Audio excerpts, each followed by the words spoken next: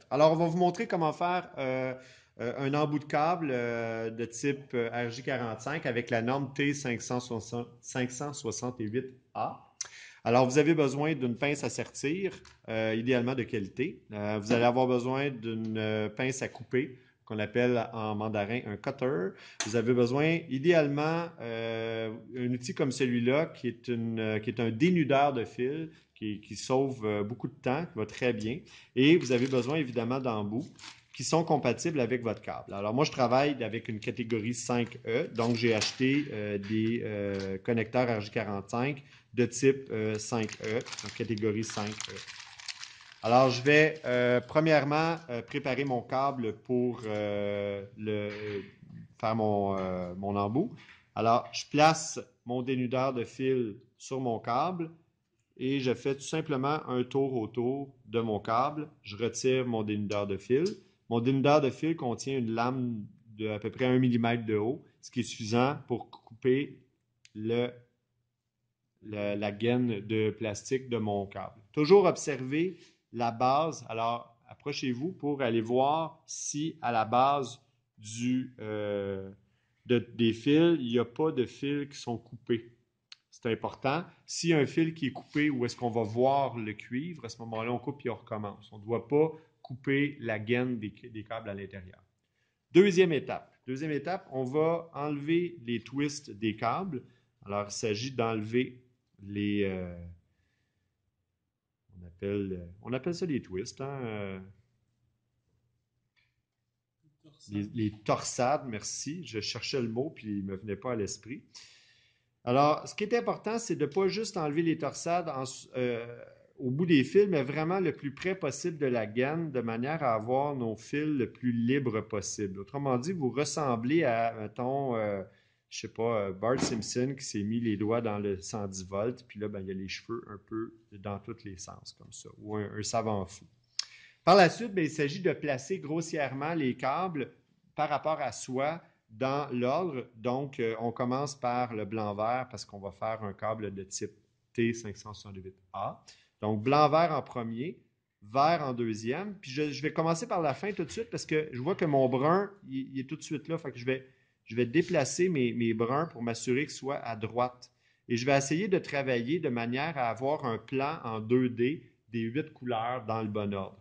Et ce qui est important, c'est que ce soit séparé le plus près possible de la base. Essayez pas de faire vos couleurs en haut. Il faut vraiment, en sortant de la gaine, il faut qu'ils soient séparés dans le bon ordre. Alors, blanc-vert, vert, j'étire les câbles. Ensuite de ça vient le bleu qui va venir se placer gentiment après le vert.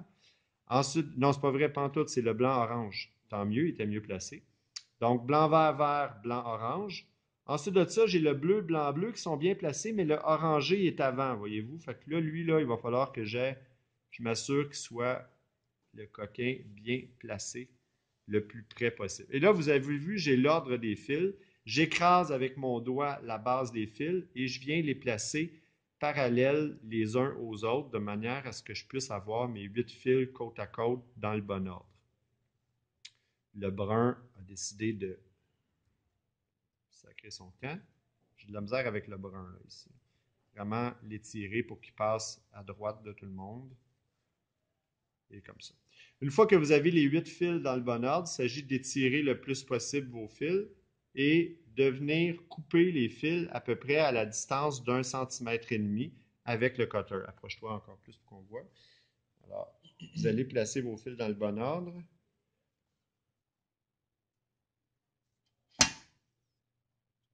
J'arrête souvent juste pour analyser l'ordre de mes fils. Je place mon couteau à peu près la distance, là, je vous dirais 1,5 cm. Vous êtes mieux d'en mettre légèrement plus grand, pas trop grand, là, mais il faut être légèrement plus grand. On est capable de rentrer la gaine à l'intérieur, mais de faire le contraire, c'est difficile. Donc, on met légèrement plus grand, 1,5 cm, presque 2 cm. Je coupe à angle droit et je tiens mes fils ensemble, comme ça. Une fois que je tiens mes fils ensemble, j'ai le côté vert qui est à gauche, donc le côté vert qui est de ce côté-là. Le côté brun est à droite. Alors, je viens placer mon connecteur RJ45, merci, de façon à ce que je vois les connecteurs de mon côté. OK? Donc, c'est de cette manière-là que vous devez voir la norme. Donc, le vert est à gauche, le brun est à droite. Je viens, et là, vous devez vous approcher, peut-être caméra ici, vous approchez en latéral pour avoir une vision à peu près, place ta caméra à peu près ce qui est mon doigt. Et là, vous devez vous approcher de manière à accoter le fil en haut du toit du connecteur. Et une fois que vous êtes à côté, là, vous faites glisser les fils rapidement dans le connecteur. Idéalement, les 8 fils devront suivre leur chemin dans le connecteur pour arriver jusqu'au bout du connecteur. Ce qui est important, je ne sais pas si on est capable de le voir, c'est de voir les 8 fils qui sont au bout du connecteur. J'essaie de trouver un angle là, avec lequel on pourrait visualiser tout ça.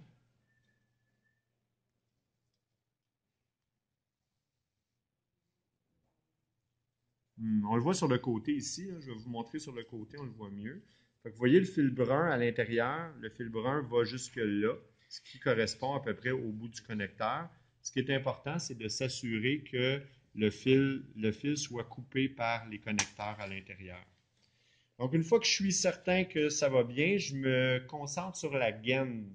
La gaine doit être à peu près à cette distance-là à l'intérieur du connecteur, ce qui n'est pas le cas présentement. Il manque environ 2 mm. Si ma gaine n'est pas à l'intérieur de mon connecteur assez loin, elle ne sera pas écrasée et le fil se tiendra pas. Alors, je dois prendre, c'est plus facile, là, on rentre la gaine délicatement comme ça à l'intérieur du connecteur de manière à s'assurer à ce qu'elle soit assez longue. Pourquoi? Parce que c'est la section qui est ici de mon connecteur qui va venir écraser la gaine. Alors, je visualise que la petite partie de plastique qui va écraser la gaine soit vraiment vis-à-vis celle-ci.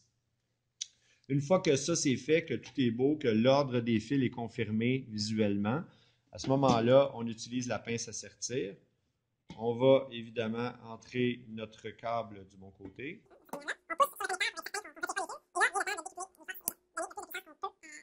La pince à sertir. Et là, vous allez constater que je n'ai pas utilisé le bon côté. J'aurais dû l'utiliser de l'autre côté et je dois recommencer le travail. Cette fois-là, on va utiliser le bon côté de la pince à sertir. Alors ici, ça va aller mieux. Alors, une fois que mon fil est bien prêt à sertir, à ce moment-là, je rentre dans la pince à sertir. Je le place bien au fond et je viens appuyer de toutes mes forces sur la pince à sertir. Vous devriez sentir une certaine forme de tension. Il y a certaines pinces qui vont faire un petit bruit, là, tic, tic, tic, tic, tic. Paniquez pas, là, c'est des choses pires que ça dans la vie, comme le film Alien. Signe que ça a bien fonctionné, mais vous observez attentivement et de très près le connecteur. Vous voyez que la gaine a été écrasée par un petit bout de plastique. Ça, c'est un bon signe. Vous voyez que les 8 fils sont au bout complètement du connecteur, juste ici. OK?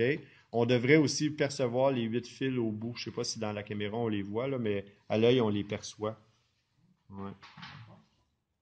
On les perçoit. Et donc, c'est ça. Et l'ordre des fils est le bon. Et c'est de cette manière-là qu'on fait un câble. Si vous avez fait un câble et que la gaine est à l'extérieur, j'ai pas d'exemple sous la main. Je devrais en avoir un. J'en ai pas. Ah oui, j'en ai un ici. Si vous avez fait un câble qui est mal fait, ça, c'est un exemple de câble mal fait où ce que la gaine est à l'extérieur du connecteur. Si on coupe et on recommence. Okay? Donc, on ne doit pas avoir ce genre de câble-là. Et évidemment, l'ordre des fils doit être bon. Pour faire un câble droit, ben, 2 fois cette norme-là, T568A, puis on va avoir un câble droit qu'on peut valider avec un testeur. Alors, on peut avoir un petit testeur comme celui-là ici. On peut regarder. Je ne sais pas si c'est possible de me donner tout simplement un câble normal pour que je puisse le tester. Alors, imaginez que c'est ce câble-là que je viens de faire. Le testeur, lui, très simple. On rentre les deux embouts du câble de chaque côté. Puis, on vient tester. Et si les 8 lumières sont allumées et que notre testeur nous indique que le câble est droit, bien à ce moment-là, ça veut dire que notre câble est correct et chaque fil est connecté au bon endroit. Donc, ça, c'est le test final. Ce n'est pas une assurance de performance. Il existe des matériels beaucoup plus performants que celui-là pour tester des câbles. On va l'appeler à ce moment-là des certificateurs. Et la machine, pour certifier les câbles, va envoyer des datas. Va envoyer, mettons, 10 gigabits de données dans le câble pour avoir la confirmation que le débit est égal à la bande passante. Donc, ce qu'on veut dans un câblage, c'est que le débit soit celui théorique ou le plus près du théorique, de façon à s'assurer que notre réseau soit le plus performant possible. Cut.